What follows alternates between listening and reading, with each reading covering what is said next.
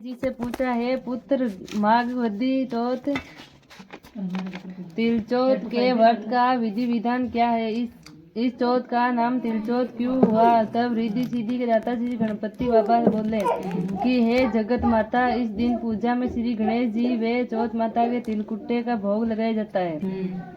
इसलिए इस महीने में भालचंद्र गणेश जी का पूजन किया जाता है।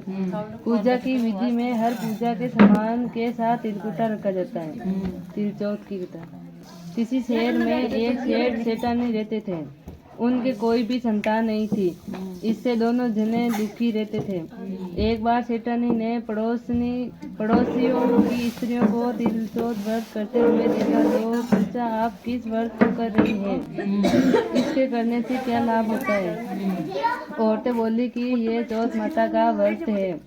इसके करने से धन, वैभव, पुत्र, सुहाग आदि सब कुछ प्राप्त होता है। घर में सुख शांति का वास होता है।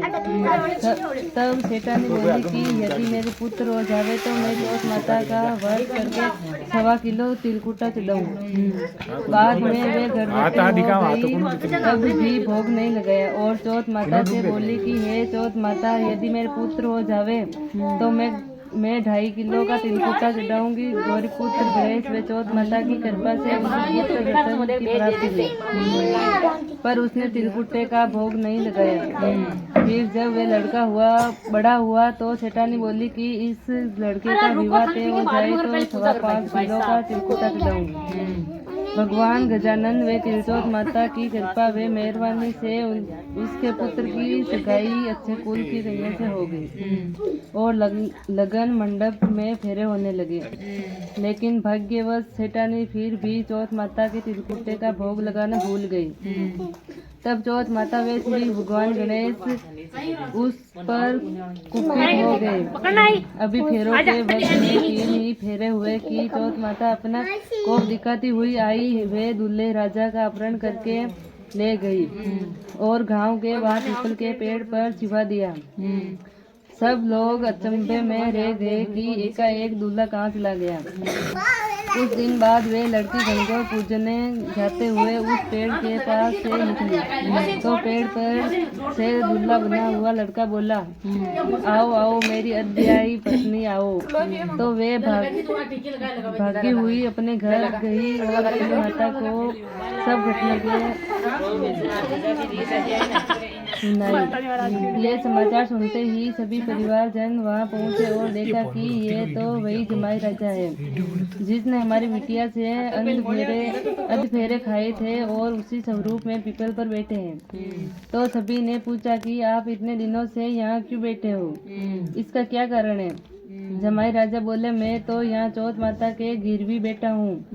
मेरी माता श्री से जाकर कहो कि वे मेरे जन्म से लेकर अभी तक के बोले हुए सारे तिलकुट्टे का भोग लगाकर और चौथ माता से प्रार्थना करके क्षमा याचना करें, जिससे माता की कृपा से मुझे छुटकारा मिलेगा। तब लड़के की सास ने अपनी संबंधन को जाकर सारा हाल सुनाया। तब तो दोनों समधनों ने 1.25 मन का तिल का कुट्टा श्री गणेश